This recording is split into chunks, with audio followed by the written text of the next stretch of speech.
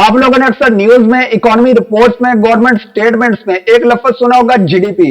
लेकिन ये आखिर ये जीडीपी है क्या और ये किस तरह किसी मुल्क की इकोनॉमी की हेल्थ चेक बताता है? तो चलिए आज की इस वीडियो में हम जीडीपी को समझते हैं सिंपल और आसान अल्फाज में।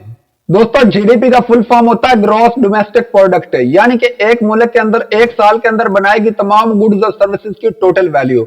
इसको सिंपल अल्फाज में समझाऊं तो जो भी एक मुल्क एक साल के अंदर प्रोड्यूस करता है, जैसे कि गुड्स में फल, सब्जी, अनाज जैसे फूड प्रोडक्ट्स, और कपड़े, जूते, इलेक्ट्रॉनिक्स जैसे कंज्यूमर प्रोडक्ट्स, और मशीन और कार जैसे इंडस्ट्रियल प्रोडक्ट्स, और सर्विसेज में जैसे कि हेल्थ केयर सर्विस हो गई, एजुकेशनल सर्विस या फाइनेंशियल सर्विस। इन सब को मिलाकर एक मुल्क का टोटल जीडीपी बनता है।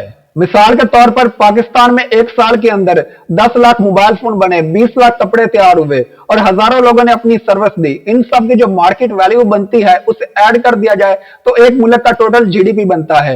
ये जीडीपी हमें बताता है कि एक मुल्क ने एक साल के अंदर कितना कमाया और कितना प्रोड्यूस किया। अब यहाँ पर सवाल आता है कि जीडीपी इतना इंपॉर्टेंट क्यों है? सिंपल है, अगर जीडीपी बढ़ रहा होगा तो इकोनॉमी ग्रो कर रही होगी, लोगों के पास पैसा ज्यादा होगा, लोगों के पास जॉब्स होंगी, लोगों के बिजनेस चल रहे होंगे। लेकिन अगर जीडीपी नीचे आ रहा होगा तो इकोनॉमी भी नीचे आएगी, लोगों के पास इतना ज्यादा पैसा नहीं होगा, लोगों के पास जॉब्स नहीं होगी। इसलिए जीडीपी को अक्सर इकोनॉमी का हेल्थ चेक कार्ड भी कहा जाता है।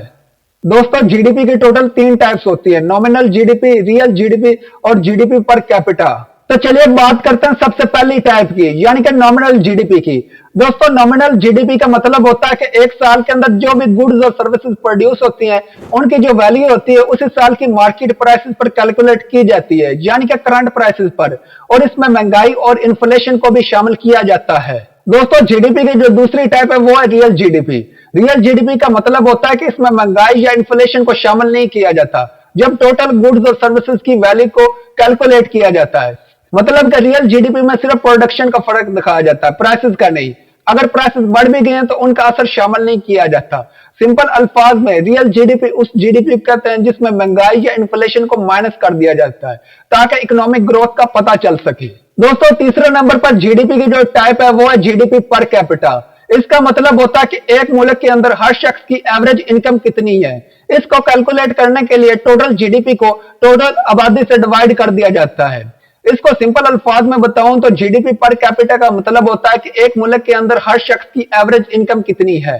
दोस्तों, जीडीपी सिर्फ एक नंबर नहीं है, बल्कि ये हमें बताता है कि एक मुल्क कितना प्रोडक्टिव और स्टेबल है। अगर जीडीपी बढ़ेगा तो इकोनॉमी भी ग्रो करेगी और मुल्क भी प्रोग्रेस करेगा। अगर जीडीपी नीचे आएगा तो इकोनॉमी भी नीचे आएगी और मुल्क भी प्रोग्रेस नहीं कर पाएगा। सो फ्रेंड्स, अगर आपको ये वीडियो अच्छी लगी हो तो इसको लाइक करें, शेयर करें और मेरे चैनल को सब्सक्राइब करें। और आपको अगर किसी भी टॉपिक पर अगर वीडियो चाहिए हो तो नीचे मुझे आप कमेंट सेक्शन में आप बता सकते हैं, मैं उस पर वीडियो बनाने की पूरी कोशिश करूंगा।